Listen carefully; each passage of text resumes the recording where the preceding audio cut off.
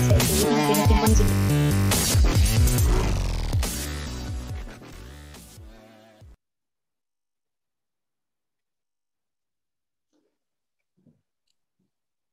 Ataques cibernéticos no solo ocurren a diario, pero están siendo más efectivos en sus intentos de romper las defensas de organizaciones haciendo un uso de técnicas avanzadas como Machine Learning. Datos confidenciales, aplicaciones, los procesos de negocio críticos ocurren en un panorama muy distribuido. Las tácticas de detección deben evolucionar. La intervención debe ser en tiempo real. La automatización parece ser la única forma. Big Data es la clave para hacer que esta automatización sea más efectiva. Mi nombre es Juan Balbuena, director Global Cybersecurity en Yamana Gold, desde Toronto, Canadá, y les doy la bienvenida a este panel. Hoy tengo el privilegio de moderar esta discusión, Leveraging Security Out of Big Data, con distinguidos colegas líderes en seguridad informática en Latinoamérica y con el patrocinio de CrowdStrike.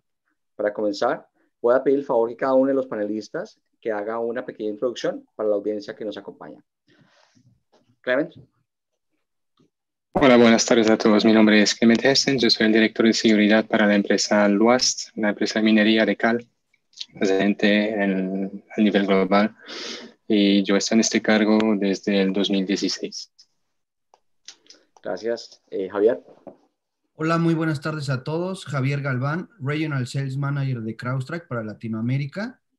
Cuento con 15 años de experiencia en ciberseguridad y esperemos que hoy podamos compartir un poco de toda esa experiencia de automatización y cómo utilizar los datos para beneficiar nuestra postura de seguridad. Muchas gracias, Javier. Alfredo. ¿Qué tal? Buenas tardes. Alfredo Camarota desde Buenos Aires, CISO de Grupo ASA, también una empresa proveedora de servicios, tanto de transformación digital como de servicios de recursos también. Carlos. Muy buenas tardes, desde Colombia. Soy director de transformación digital y ciberseguridad de una compañía petrolera acá en Colombia. Llevo 28 años de servicio en el área de ciberseguridad y creo que vamos a aportar un tema del día de hoy. Gracias. Muchas gracias. John. Hola a todos, mi nombre es John Galindo, soy CEO y fundador de una compañía que se llama DigiWare, que es una compañía que lleva más de 25 años en temas de ciberseguridad. Estoy aquí basado en Miami, en la Florida, y bueno, intentando aportar lo que podemos acerca de todo lo que hemos trabajado en estos temas de automatización y prevención de riesgos. Perfecto, muchísimas gracias a todos. Y como pues, se pueden dar cuenta, tenemos un grupo de panelistas bastante distribuido, diría yo, en varias industrias, y también tenemos el punto de vista de service provider, del proveedor de servicios y también de productor de tecnología, ¿no? En el momento, al final vamos a dar un tiempo para hacer preguntas de la audiencia. Mientras tanto, vamos a comenzar con nuestras preguntitas. Hoy en día nos enfrentamos a una constante amenaza de ataques cibernéticos con el fin de infiltrar las redes, ¿cierto?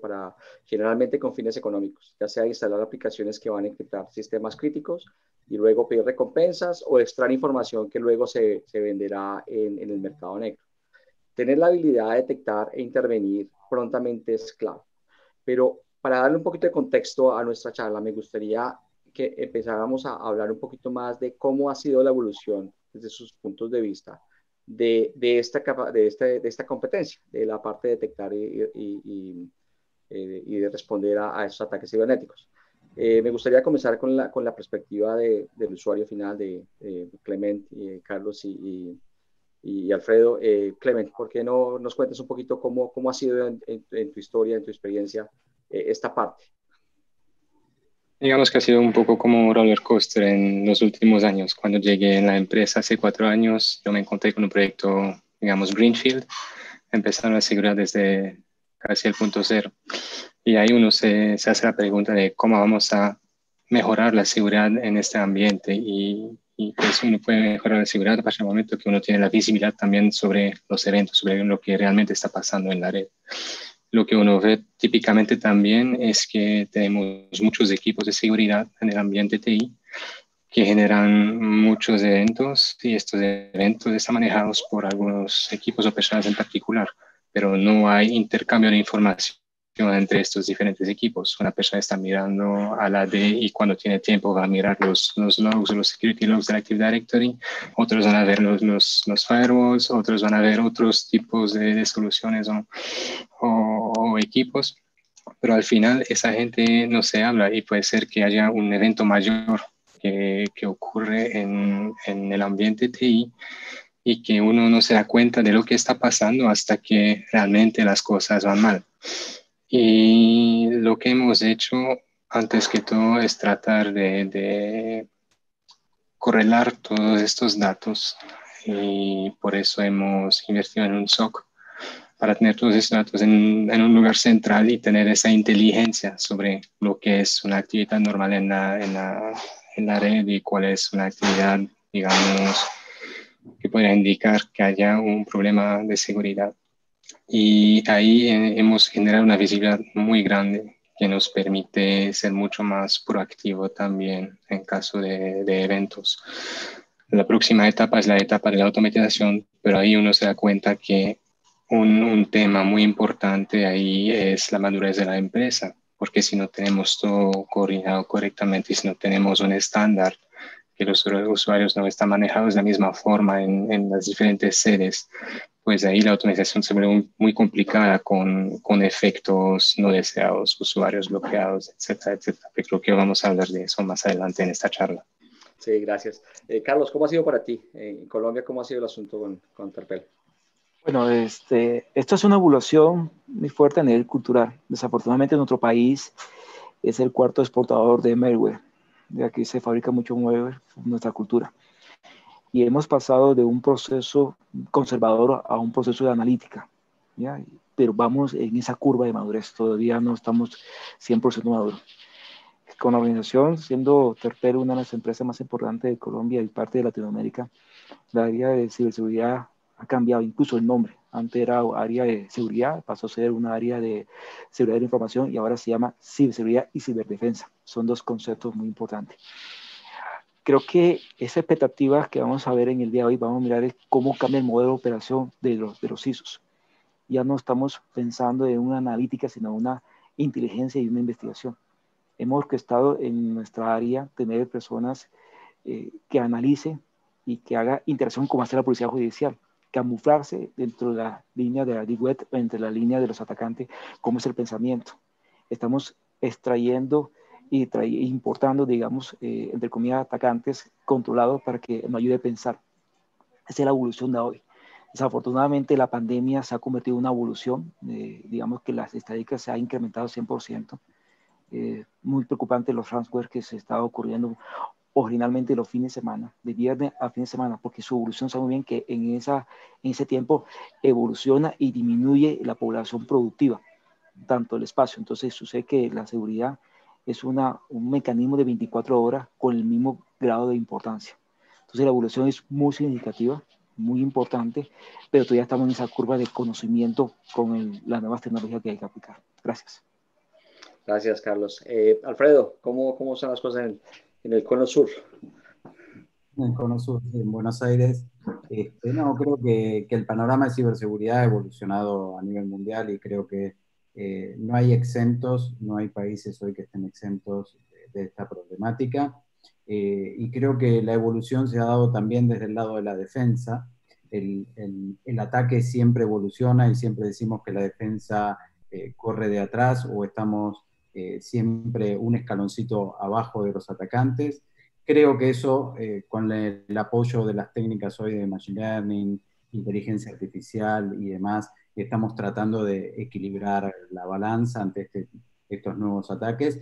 Pero es cierto lo que decía Clemen y Carlos, los equipos también de seguridad tienen que evolucionar, ¿no es cierto? Nos encontramos con un volumen gigante porque todos hemos invertido en tecnología, generamos muchísima información, generamos muchos eventos y nos apoyamos en un CIEM que está correlacionando esos eventos, pero también nos está generando muchas alarmas. Es decir, que ese volumen hoy no puede ser manejado, ese volumen de alarmas no puede ser manejado por un equipo de gente porque tendríamos que tener un equipo de gente infinito. Yo creo que ahí es donde la automatización está aportando mucho valor a los SOCs en la respuesta, en los tiempos de respuesta, porque esto es muy importante, los tiempos de respuesta, en el análisis de comportamiento. Creo que las técnicas de análisis de comportamiento hoy en día están sumando mucho a los equipos de seguridad, y la automatización es el próximo paso, ¿no? Pero bueno, como vamos a ir desarrollando también en la charla, la automatización requiere un nivel de madurez en los equipos de seguridad, en los procesos que uno tiene, porque no podemos automatizar algo que no hacemos o que no sabemos. Entonces, el desafío es muy grande para la automatización, porque requiere estos prerequisitos de madurez y de estar haciendo y trabajando con procesos y con mucha información ya filtrada, pero hoy en día tampoco estamos filtrando las alarmas, entonces tenemos muchas alarmas también sobre las cuales accionar. Entonces hay tareas que podemos rápidamente volcar a la automatización, y otras tareas que requieren un análisis de impacto en el negocio o un análisis de impacto también en la operación de acuerdo a la industria que estemos trabajando. Muchísimas gracias, Alfredo. John, me gustaría pasar a que hablaras un poco más con el punto de vista del proveedor de servicios. DigiWare ha estado en el mercado por unos cuantos años, ayudando particularmente en esta área. ¿Cuál ha sido tu experiencia en cómo ha evolucionado el mercado en ese sentido? Sí, Juan Carlos, la verdad es que el tema ha sido bastante retador y de aprendizaje continuo. Digamos, esta es un área que nunca se termina de aprender, y créame que es mucho más difícil, y bueno, yo creo que todos vivimos esa experiencia, defender que atacar, ¿no? Digamos, el reto del atacante no solo penetrar, que es relativamente más sencillo, sino más bien borrar sus rastros, ¿cierto? Y nosotros desde la perspectiva de defensa, donde apoyamos múltiples compañías de múltiples sectores, es entender mejor el negocio del cliente para ser mucho más efectivos. Pasamos de un sistema tradicional de colección de logs en un CIEM, y ahorita estamos evolucionando a mecanismos mucho más efectivos, involucrando inteligencia en los análisis de la data que está generando. Porque como lo decían algunos previamente, el volumen de alarmas ha hecho, digamos, ha colapsado los equipos de seguridad, y aunque se han detectado, tenemos varios casos de, lamentablemente, ransomware y otros que hemos detectado, y hemos reportado las alarmas a los equipos de respuesta a incidentes de los clientes. En ese volumen de alarmas es muy fácil perder y no identificar cuál es el trigger adecuado al siguiente paso que un enemigo puede hacer. Entonces, definitivamente, obviamente la automatización es el camino. Nosotros nos metimos en ese proceso, pero el gran reto es poder hacer llave entre el cliente y un proveedor de servicios para hacer un servicio efectivo y proteger efectivamente las organizaciones. Muchas gracias, John. Bueno, Javier, y obviamente por el lado tecnológico de producto, CrowdStrike ha estado en avanzada en desarrollando herramientas para poder ayudar con esta detección y respuesta. ¿Cómo lo ves por tu lado? Gracias, Juan. Es correcto. CrowdStrike, como fabricante de tecnología, toma en cuenta estos diferentes aspectos que ya mencionó Clement, de hay soluciones dispersas del firewall, IPS, IDS, y toda esta información al final del día hay que centralizarla y correlacionarla, ¿no? Para poder analizar toda esta información. Al final del día, como por ahí mencionaban, los atacantes están generando muchos diferentes tipos de ataques con nuevos vectores que nosotros no podemos dejar de aprender. Como mencionaba John, siempre tenemos que estar aprendiendo. Y como mencionaba Alfredo, tener un equipo de ciberseguridad para administrar y automatizar todo esto, tendríamos que tener muchísima gente. Es donde CrowdStrike aporta ese valor a nuestros clientes, y a través de esta inteligencia artificial, como mencionaba Alfredo, técnicas de machine learning y de análisis de comportamiento, hoy día podemos proveer a nuestros clientes una herramienta que ayude a hacer Big Data Análisis. Para que se den una idea, CrowdStrike, a través de estos motores, analizamos 135 millones de indicadores de ataque al minuto. ¿Te imaginas el poder de cómputo on-premise o el poder de gente que necesitamos para poder analizar eso? Es por eso que CrowdStrike ofrece este tipo de tecnología que ayuda, como decía John, a filtrar de miles de alertas a aquellos que realmente son importantes y que van a poder causar un impacto grande o representativo en las organizaciones. Entonces, CrowdStrike, a través de toda esta información que colecta, analiza, a la semana estamos analizando cerca de 3 trillones de eventos de seguridad. Entonces, todo esto lo que hacemos es meterlo en motores de análisis para poder entregar ya información insight, como lo conocemos, insight o la carnita, para poder tomar acciones oportunas de detección, prevención y respuesta. Entonces, con todo esto, lo automatizamos, todo este análisis, para poder permitir que nuestros clientes estén de la mejor manera protegida y que inviertan lo menor tiempo posible y recursos en todo este análisis, ¿no? Esa es una parte, como dices, CrowdStrike es un componente de toda esa automatización y análisis. Pero de ahí después viene lo que dice Clement, la automatización. Y después de la automatización viene la orquestación. Entonces es un ecosistema el cual primero tengo que tener el poder de análisis, el poder de visibilidad que me da una herramienta como CrowdStrike, pero después madurar con automatización y con temas de orquestación para llenar todo el ciclo de una buena protección, ¿no? Muy, muy interesante, Javier. Muchísimas gracias.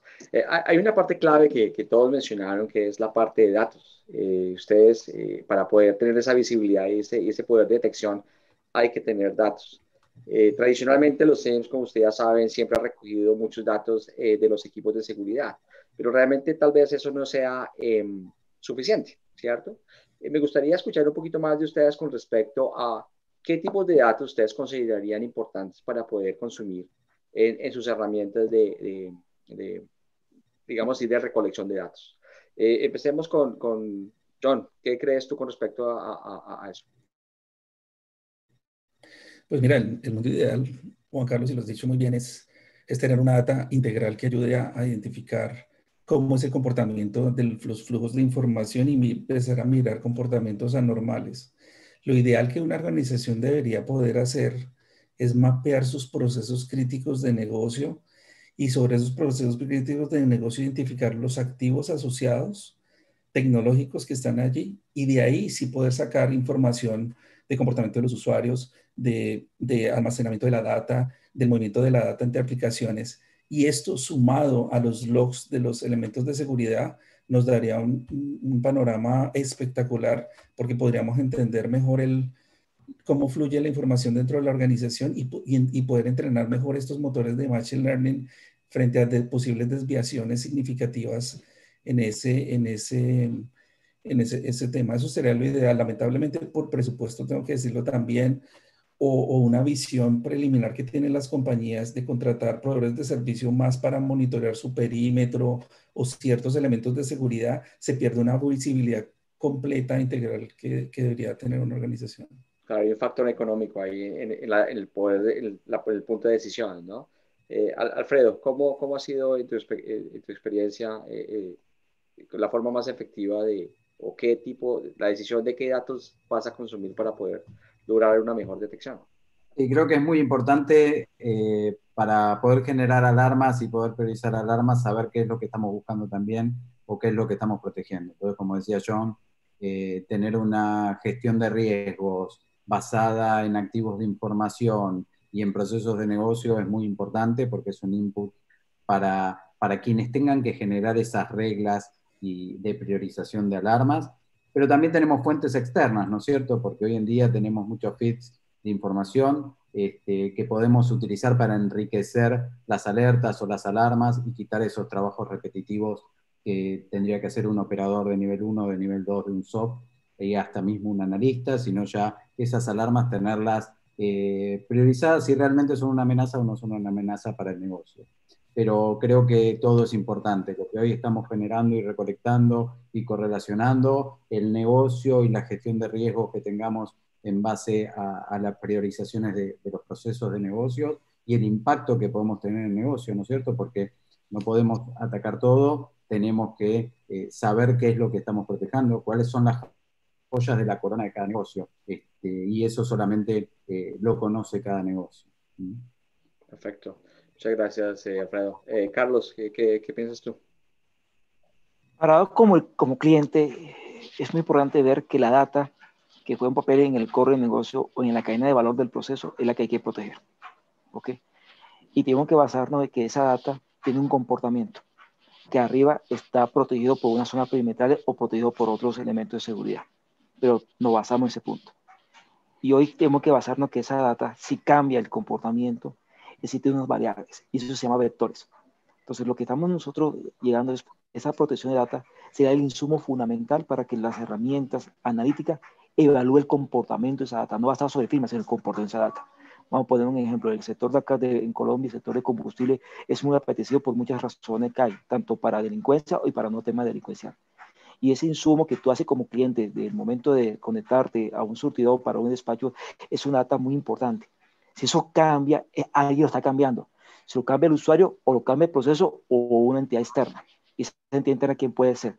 Entonces, lo que tienen que buscarse en este momento es convivir ese ecosistema, que siempre sea el comportamiento de un dato, de un insumo. Pero si este cambia, automáticamente debe estar correlacionado con un evento y son las alertas.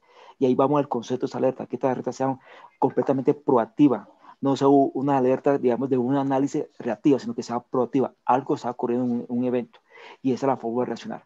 Entonces yo no me baso en el concepto de que solamente vamos a proteger la data del core. Toda la data que sea del ecosistema es la que tenemos que nosotros proteger y son las datas más importantes que hay que tener. Gracias. Gracias, Carlos.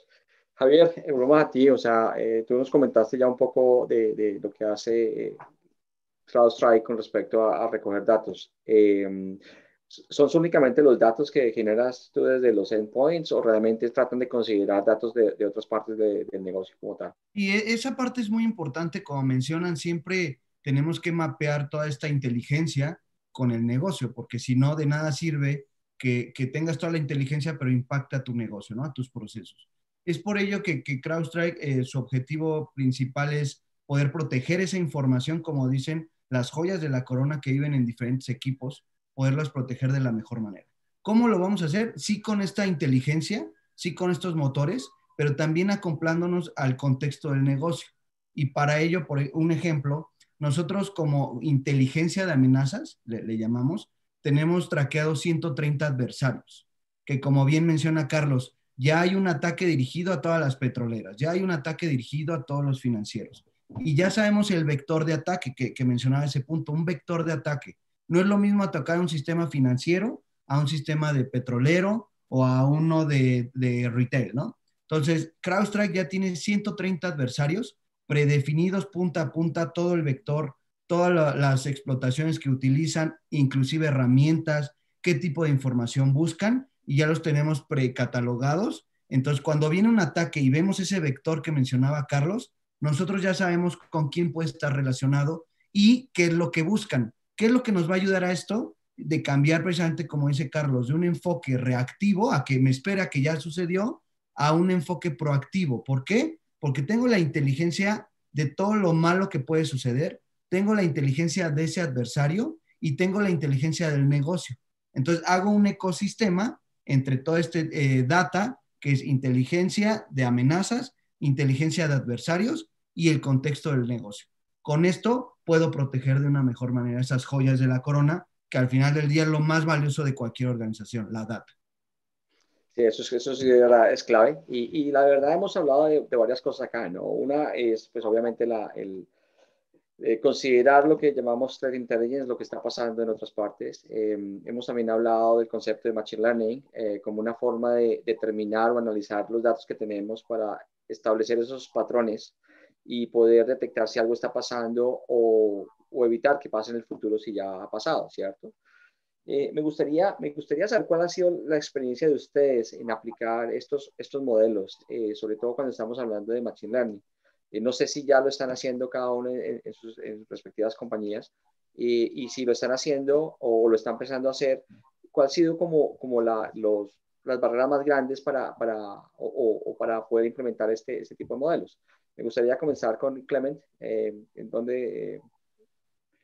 qué parte de ese proceso vas tú? Nosotros, pues con la implementación del Security Operations Center que tenemos ahora, ya tenemos una parte de Machine Learning gracias a la plataforma que tenemos y la cantidad de datos que están procesando, sino que allá tenemos unas restricciones más sobre el análisis de comportamiento de usuarios. Y es un problema más legislativo, que cada país en el cual estamos activos y donde tenemos compañeros, pues tiene una ley diferente. Y ustedes saben, el GDPR en Europa es bastante estricto en cuanto a la protección de datos y más que todo cuando uno habla de Alemania, pero eso también es válido en otros países. Brasil está empezando también con una ley de protección de datos. Así que en ese aspecto tenemos que ser muy cuidadosos. Por el otro lado, nosotros estamos también en la parte industrial y ahí tenemos muchísima información que podemos recoger en el ambiente de las plantas, cómo funcionan, cómo interactúan los diferentes equipos en las plantas, que son más procesos automáticos. Y ahí podemos realmente crear un baseline de qué es una comunicación normal en la planta y generar alertas cuando algo desvía o que hay una anomalía en esta comunicación. Correlacionar esa información con información que existe en la nube, que sea Threat Intelligence, que sea, como lo mencionó Javier, de otras empresas que podría estar utilizando o monitoreando CrowdStrike. Ahí vamos a ver realmente el valor adicional del SOAR y de una solución como CrowdStrike, y que nos permitirá ser mucho más proactivo en el manejo de las alertas. Y hasta entre diferentes sedes de nuestra organización. Okay, muchas gracias, Clement. Alfredo, ¿cómo ha sido tu experiencia con todo este cuento de la automatización y de realmente analizar toda esta cantidad de datos para lograr una mejor detección del asunto? Y desde ya que no existe un talle único para que pueda ajustarse a todas las empresas, ¿no es cierto? Creo que tanto la automatización como la detección requieren del análisis de cada línea de negocio, de cada empresa, o como decía Clement, mismo hasta quizás cambia la definición de la línea base de acuerdo al país, por la idiosincrasia de ese país, por la idiosincrasia de la gente o por la forma de trabajar y los procesos que llevan a cabo también. Con lo cual creo que los algoritmos de Machine Learning son complejos para implementarlos, no son tan simples. No existen soluciones mágicas, no existen soluciones que uno puede implementar y automáticamente esté detectando o generando ese baseline para poder detectar que es una amenaza. Creo que hay que trabajar sobre modelos supervisados, hay que ir de a poco, hay que tratar de generar esas reglas de negocios y ir haciendo que la Machine Learning o la inteligencia artificial aprendan, pero también hay que ir corrigiéndolas, ¿no? No podemos, porque justamente no podemos descansar en el Machine Learning porque podría ser también riesgoso para los procesos productivos o el negocio. Sí, muchas gracias, Alfredo. Eso sí es muy cierto. Y me gustaría que habláramos un poquito más adelante de esa parte de cuáles son los procesos que uno debería automatizar y cuáles debería supervisar. Carlos, ¿cómo ha sido el asunto en tu caso con respecto a la parte de aplicar esos modelos con técnicas más avanzadas como Machine Learning y esas cosas? Bueno, yo estoy totalmente de acuerdo con lo que acaba de expresar ahorita Alfredo. Esto ha sido una curva de conocimiento. Hoy contamos con dos SOC, un SOC que ha venido históricamente con nosotros, que ha cambiado un modelo que ha sido muy interesante, con un nombre que se le conoce como Sandra, y tenemos otro, y esto convive. Y nos da una visibilidad que no teníamos anteriormente, una visibilidad muy impresionante. Pero dejar todo en relación a Machine Learning, digamos, puede ser una ventaja y una desventaja. ¿Cuál es la principal? Como estás conociendo el proceso, se puede generar falsos positivos que reacciona ante una contención. Y eso puede afectar la operación del negocio.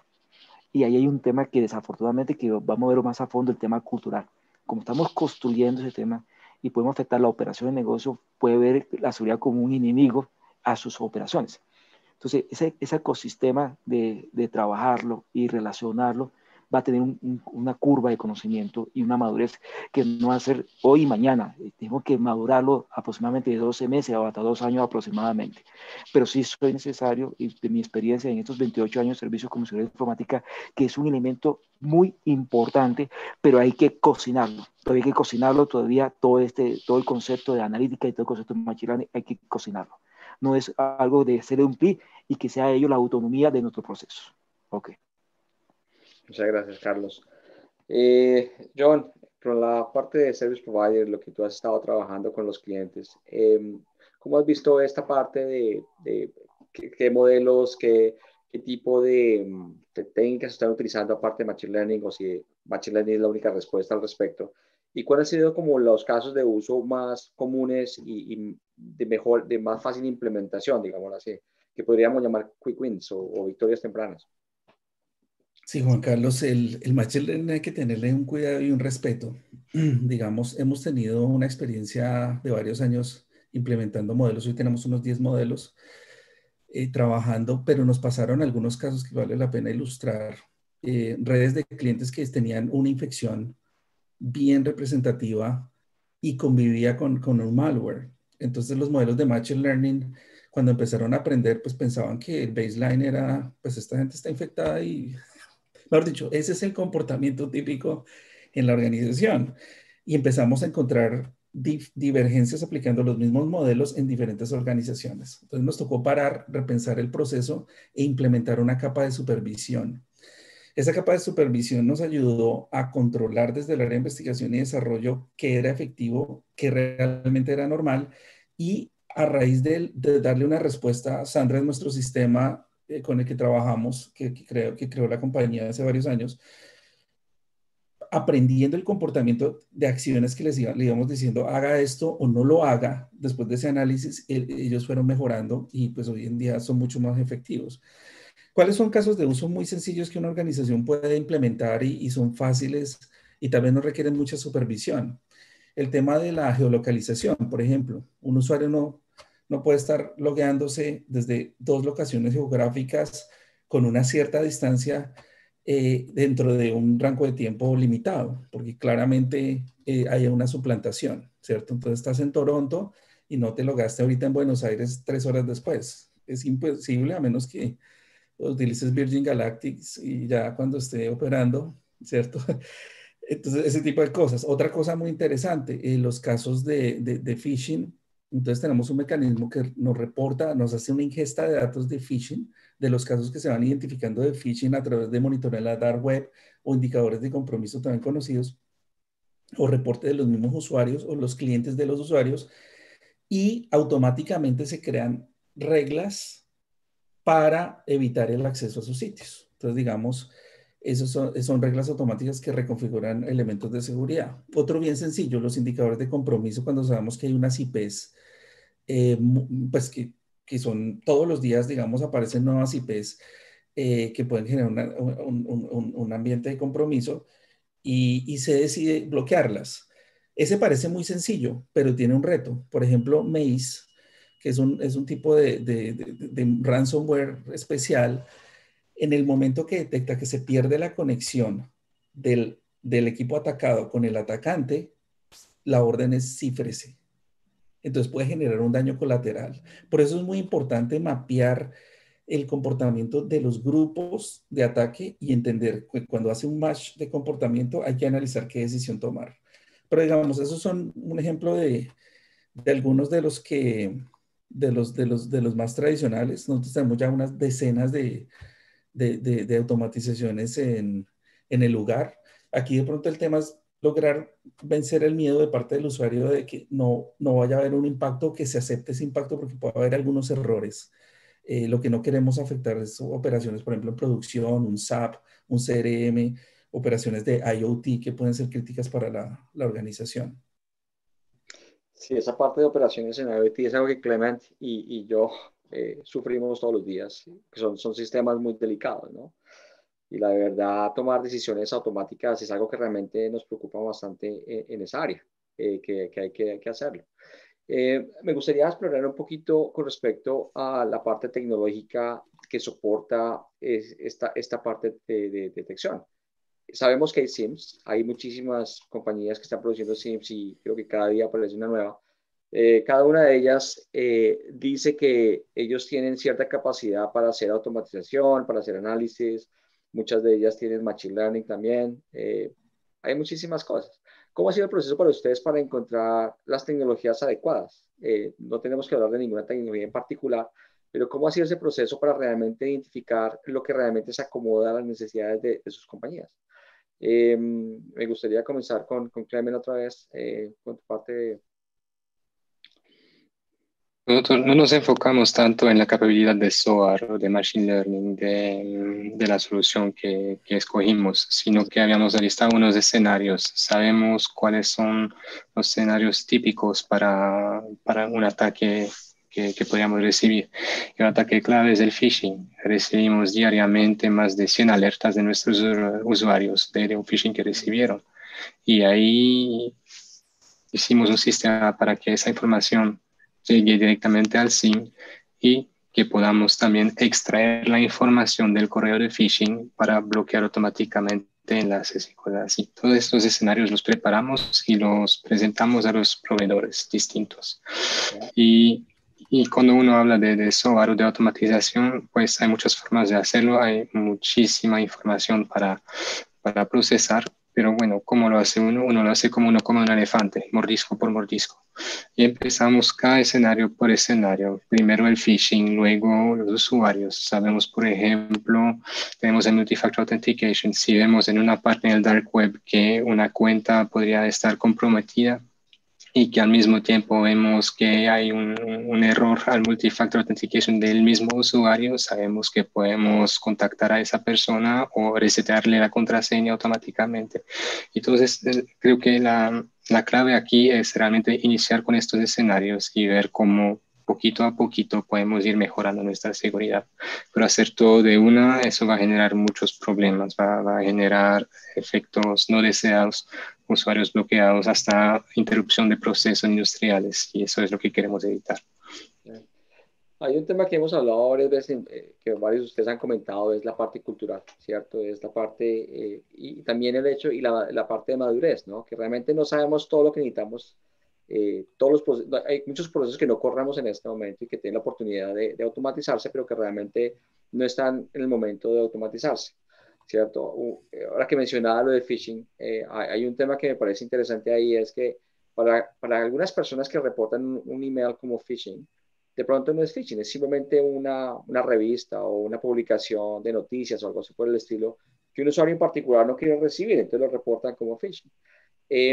Pero otros usuarios sí quieren recibir la noticia. Entonces, cuando uno recibe una solicitud de bloquear, vas y bloqueas, y resulta que ahora quedó bloqueado para todo el mundo y las personas que lo querían recibir ya no lo están recibiendo en ese caso. Entonces, aquí es donde realmente un poco más de información, de contexto, podría ayudar mucho a determinar realmente cuál es la acción adecuada, ¿no? Si es un bloqueo individual solo para una persona que se bloquea como spam, o si realmente se bloquea a nivel corporativo. Entonces son retos bastante complejos, ¿no? Alfredo, ¿qué ha parecido tu experiencia con respecto a buscar esas tecnologías que cubren tus necesidades? Creo que, como decía Clemen, bueno, es muy importante saber qué es lo que vamos a mapear, ¿no es cierto?, en el SOAR. Y yo comenzaría por los playbooks existentes y los procesos que hoy tiene el SOC y que sabemos que podemos automatizar. Ahora, en la elección de la herramienta, creo que es muy importante buscar la compatibilidad con el ecosistema de soluciones de seguridad que tenemos, ¿no es cierto? Hoy lo más complejo en la implementación de un SOAR puede ser justamente la integración vía API o vía driver con una tecnología que tengamos hoy en marcha, con lo cual yo buscaría los conectores y esas APIs abiertas en los productos, más allá de que creo que hoy todos los productos, buscando en el top 10 de productos de SOAR, cubren las necesidades de playbooks básicas, y si no, se pueden hacer los playbooks a demanda del proceso que uno quiera mapear.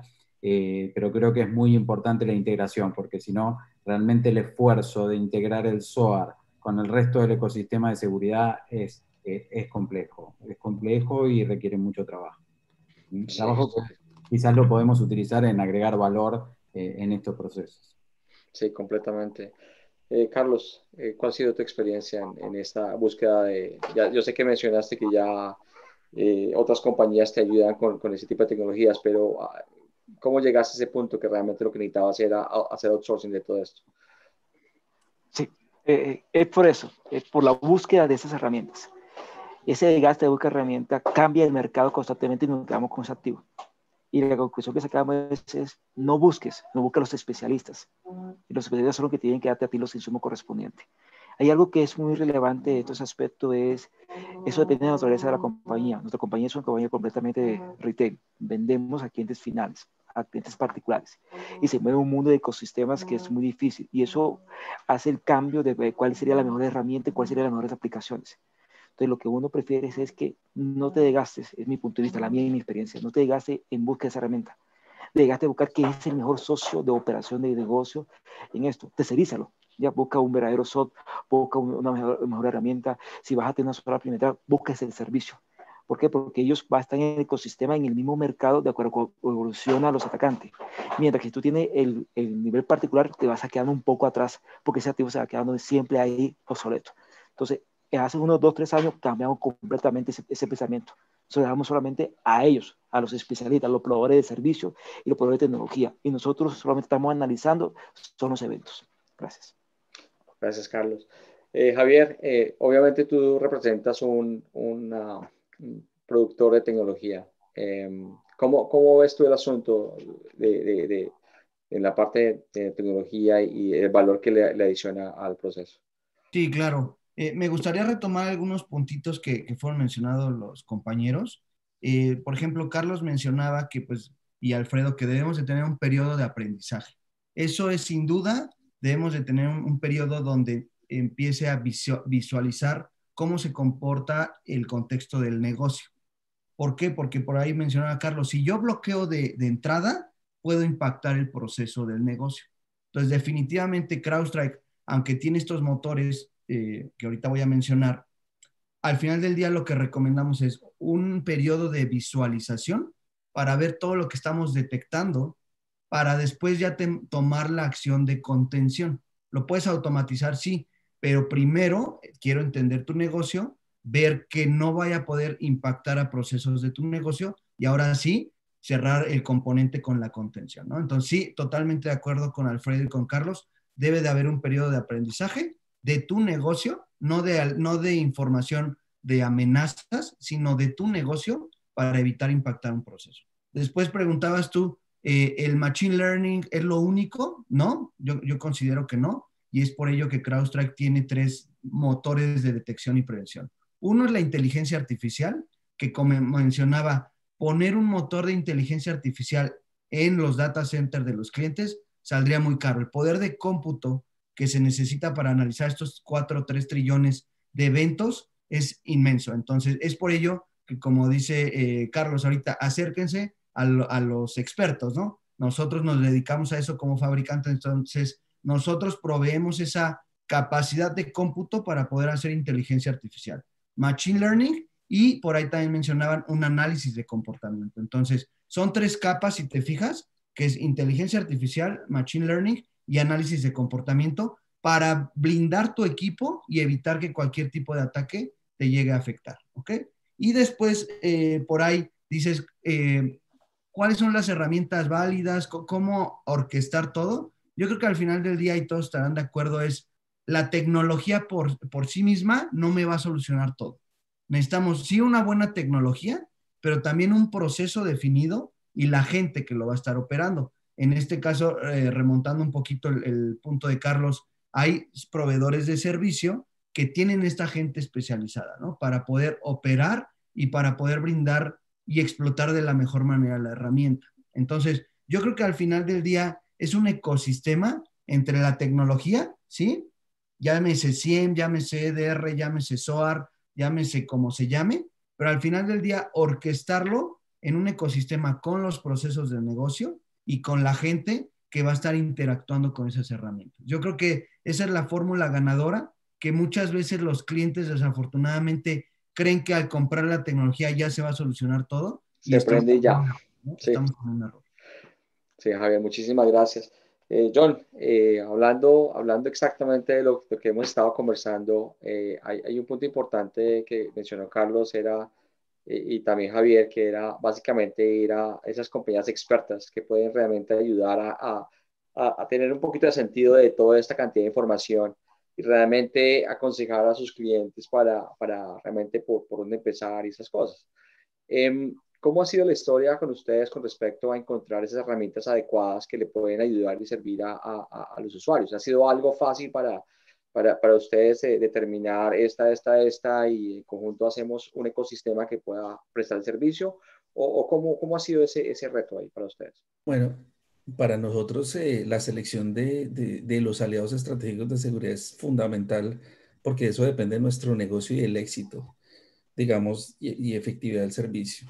Nosotros tenemos un proceso riguroso, tenemos un advisor con analistas de industria, más nuestro equipo interno que se la pasa obviamente investigando nuevos tipos de tecnologías y tenemos un laboratorio donde probamos cosas. Tenemos una serie de equipos y casos de uso que validamos para tener cierta certeza de que pueden funcionar. Luego pasamos a un paso más experimental, que es con alguno de nuestros socios o con clientes claves poder probar esas tecnologías ya en operación con data real y ver posibles anomalías para luego ya probarlo en un comité de portafolio y que sea un producto de mercado. En eso, digamos que, pues obviamente hay analistas reputados como Gartner, compañías que hacen estudios sobre diferentes tipos de fabricantes y los pros y contras. No todas las soluciones hacen el mismo fit y también depende del territorio, ¿cierto? En Norteamérica hay un poquito más de flexibilidad presupuestal para algunos esquemas. En Latinoamérica hay más restricciones, por supuesto. Entonces hay soluciones que no necesitan ser el Rolls Royce o el Ferrari, llamémoslo así, para que sean efectivas y cumplan la misión en particular. Y hay otra cosa y son los commodities, ¿cierto? Por ejemplo, para nosotros los CIEM casi que son completamente estándar y son commodities porque no agregan mucho valor a la organización. Lo que agrega valor son los casos de uso basados en los CIEM. Si tú miras los SOAR que hay en el mercado, lamentablemente son como un lenguaje de programación. Hacen acciones, pero te toca entrar y hacer los programas para que funcionen. Y yo esperaría mucho más evolución en ese aspecto porque gran cantidad de estos players, no voy a nombrar los nombres globales, compañías reconocidas, están entregando ese lenguaje de programación, unos casos básicos y se sientan en la personalización a decirte, ¿qué quieres hacer? Cuando el experto es el que... Entonces ahí es donde nosotros entramos un poco a ayudarles a los clientes a crear sus playbooks y hacer cosas un poco más, ajustadas a su negocio y evitando pues que tengan problemas con la operación y que la detección sea más alta y que las capacidades de ciberdefensa también sean lo más automatizadas y funcionales posibles. Sí, ahí colocaste un punto muy importante y es, unos productores de tecnología te ofrecen el brochure de mercadeo con bastante lo que llamo yo shiny, en donde te ofrecen y te prometen muchísimas cosas. Y tal vez la herramienta sí haga eso, pero lo que tú dices, hay que saber cómo programarla. La herramienta como tal no viene como preprogramada con todos esos casos de uso y sobre todo para tu ambiente, porque eso es bastante específico. Entonces terminas tú con una caja bastante shiny y la verdad no la puedes utilizar porque realmente no tienes las herramientas ni los skills ni la gente que realmente sepa programar eso y se pierde completamente la inversión. Mientras que el negocio está esperando muchísima más efectividad en todo este proceso de automatización. Nos quedan unos minutos y antes de que pasemos a las preguntas de la audiencia, me gustaría simplemente pasar rápidamente y si hay algún equipo de seguridad en parte de la audiencia que quiere empezar o está pensando en empezar en este proceso de mejorar la competencia de detección y respuesta y de pronto está mirando la parte de Machine Learning y de automatización, ¿cuáles son las 2 o 3 cosas que ustedes dirían o les dejaría como lessons learned, como lecciones de aprendizaje, digámoslo así, basadas en su experiencia? ¿Qué dirían ustedes? Déjame empezar por Clement.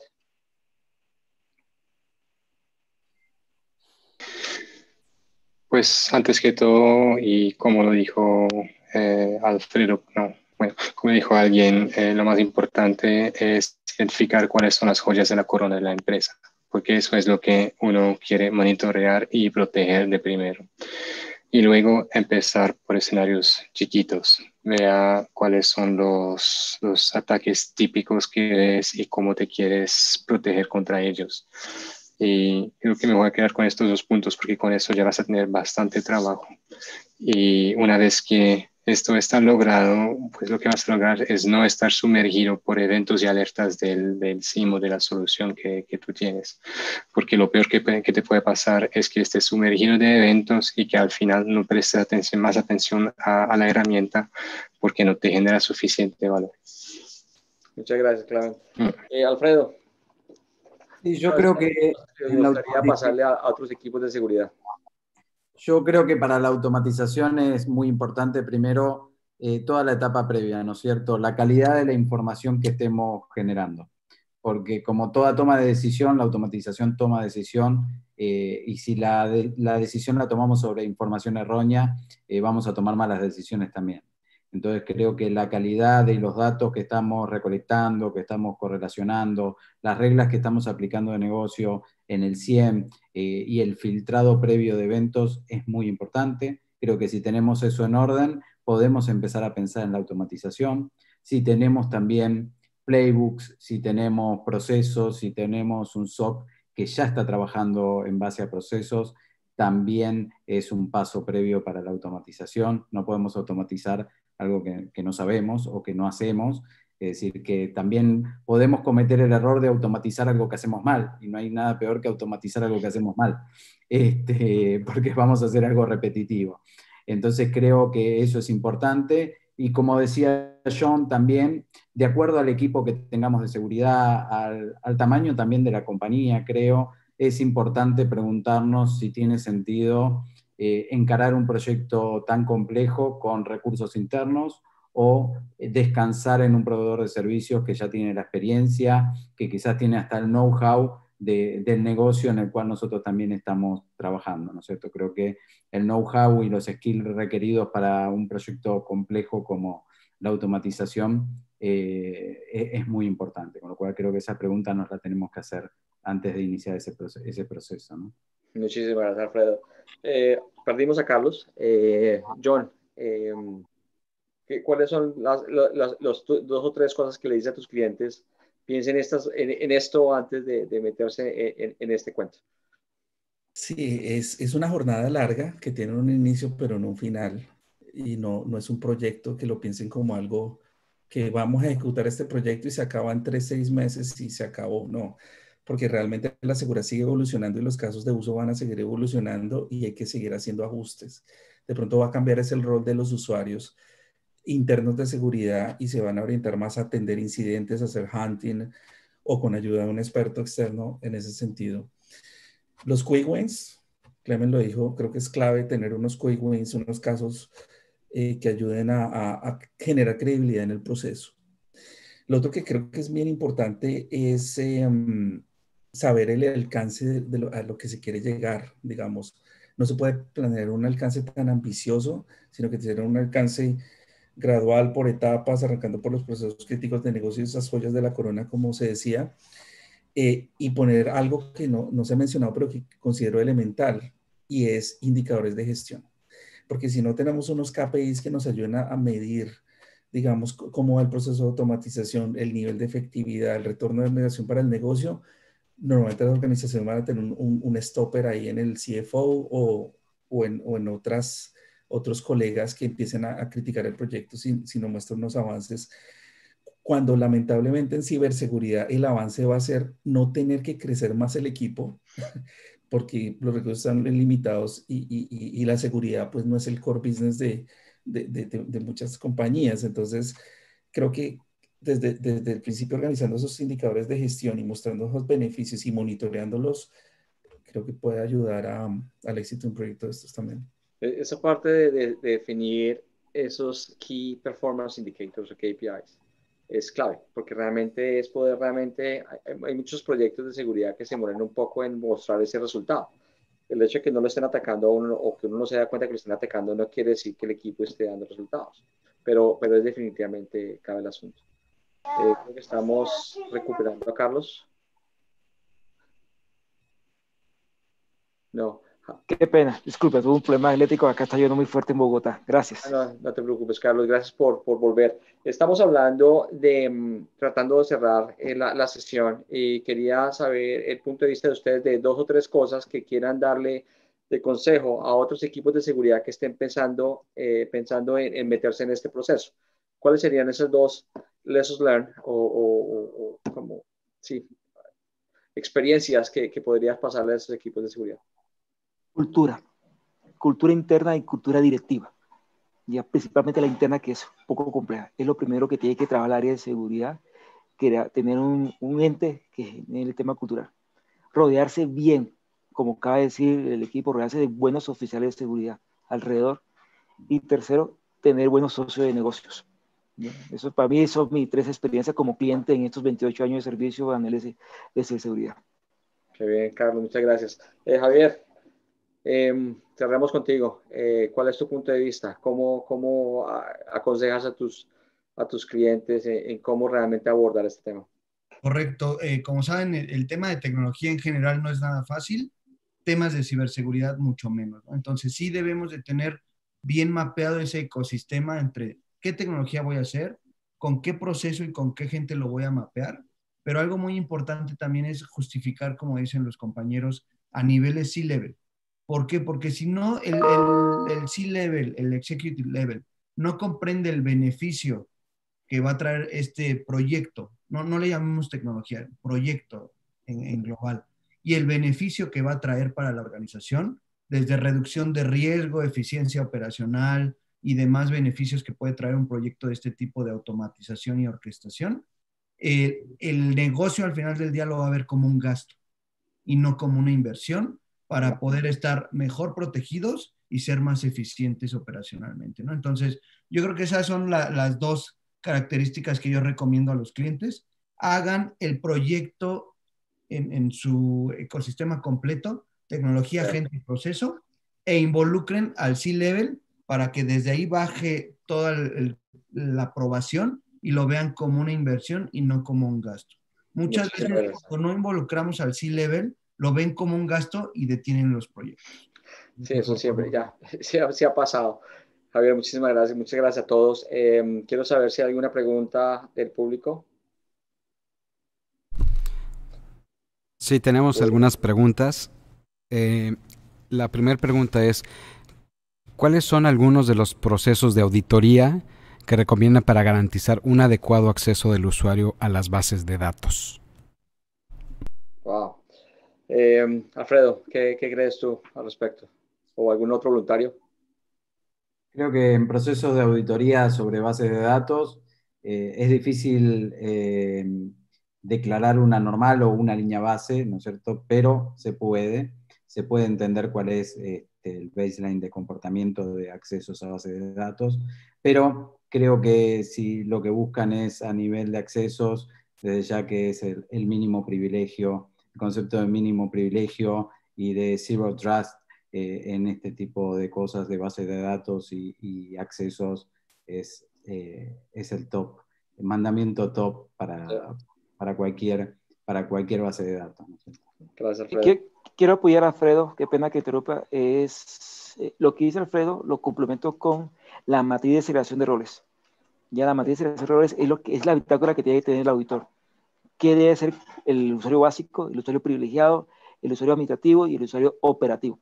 Entonces, esa matriz es la que tiene que construirse en el análisis de negocio y esa es la ruta de bitácora que tiene que ser el auditor para hacer la revisión en la base de datos.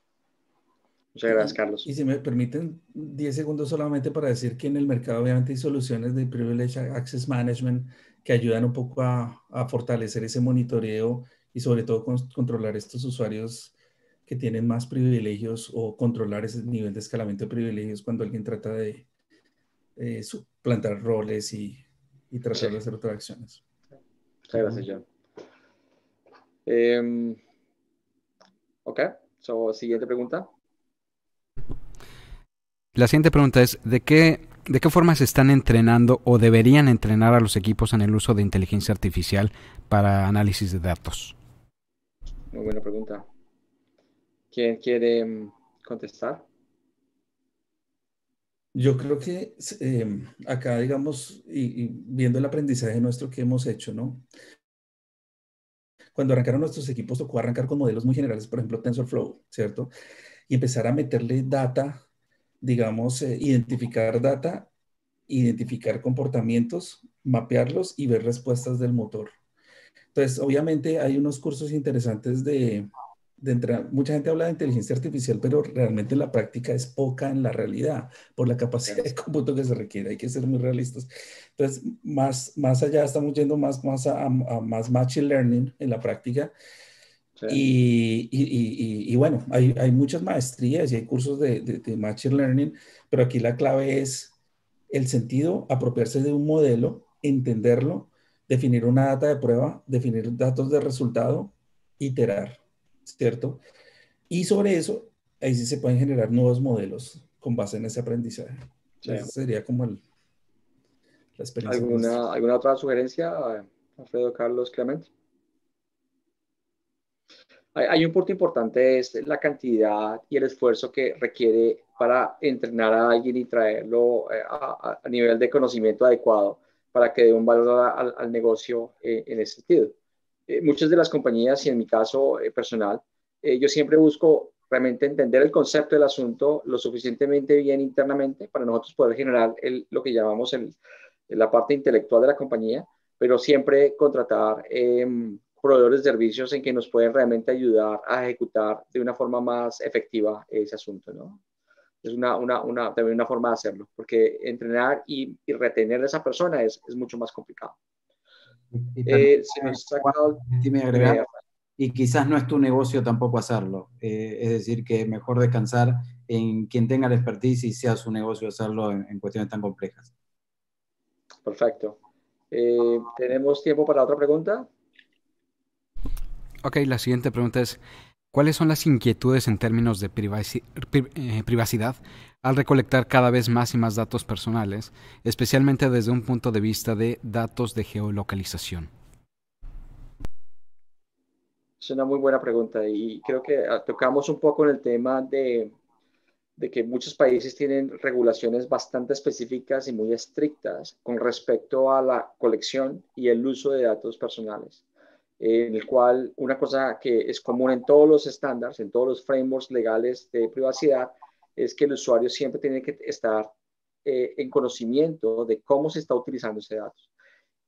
¿Alguna experiencia en el asunto en el panel? Sí, acá en Colombia somos muy exigentes en lo que tiene que ver con la protección de datos personales, y México también es otro país muy exigente. Por política corporativa, no podemos afectar a la política de gobierno. Estos datos personales debe haber un consentimiento entre las partes, entre el empleado y el empleador, un consentimiento. Y eso está en un repositorio privado donde él maneja el tratamiento del dato personal.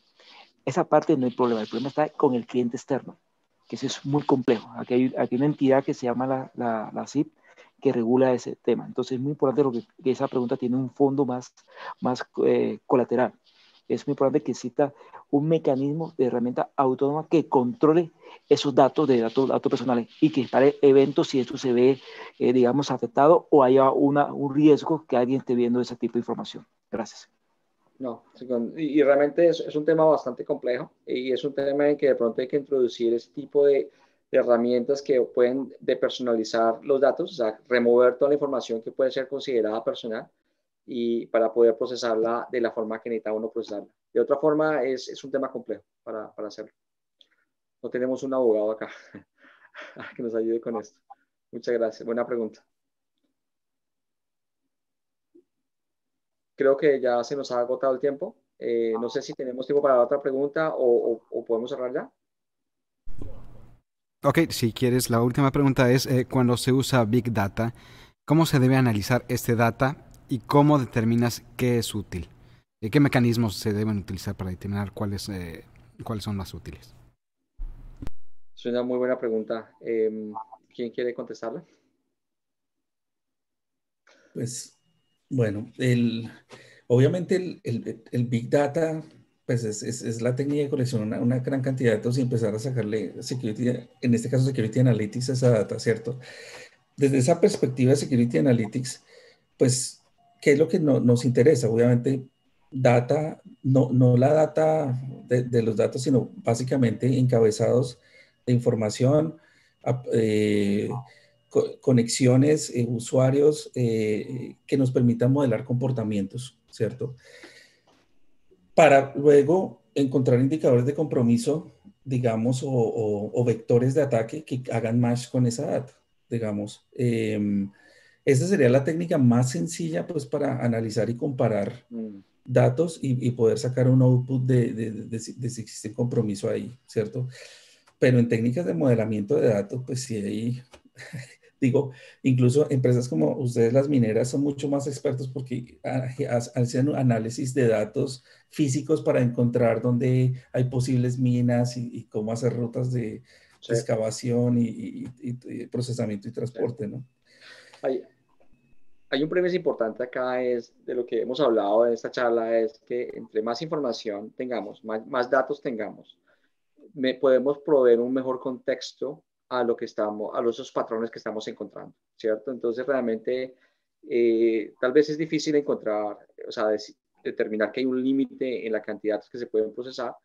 Obviamente todo depende de los casos de uso, ¿cierto? De realmente qué estamos tratando de encontrar, qué tipo de no sé, de sistemas queremos proteger o qué tipo de información queremos proteger para realmente determinar qué tanta data podemos consumir o deberíamos consumir y analizar para encontrar esos patrones.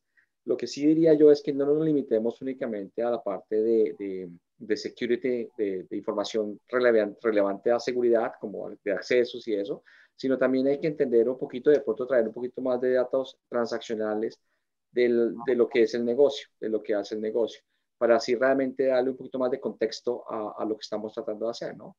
Entonces, si tenemos más y es de buena calidad, vamos a tener mucho mejor resultado. Sí, creo que también muchos procesos de implementación de un CIEM y demás fracasan por recolectar información de más, ¿no? Lo primero que hacemos es ingestar toda la información que podemos encontrar. Y creo que tenemos que pensar, de acuerdo como decía Juan, los casos de uso, cuál es el resultado que queremos obtener y en base a ese resultado, qué información puede servirnos o qué nos puede enriquecer. Recolectar información de más muchas veces no tiene sentido y tiene costo, porque el costo de procesamiento y almacenamiento es grande. Entonces creo que hay que darse tiempo para hacer el análisis de qué información es correcta, ¿no es cierto? Perfecto. Bueno, yo pienso que ya vamos a cerrar, un poquito extendida la hora. Ha sido una conversación muy, muy interesante. Me gustaría agradecer primero a los que han atendido esta sesión. Espero que hayan disfrutado la discusión y que realmente sea útil y de valor para ustedes. A nuestro grupo de panelistas, muchísimas gracias. Realmente ha sido muy interesante ver la perspectiva, no solo geográficamente de diferentes partes de Latinoamérica, sino también realmente ver lo que está pasando, ¿no? En que estamos todos lidiando con el mismo problema, independientemente de dónde estamos. Y también agradecemos el apoyo de CrowdStrike. Javier tuvo que salir, y el CyberX Team por haber hecho esto posible. Muchísimas gracias para todos. Muchas gracias. Gracias, feliz tarde. Muchas gracias.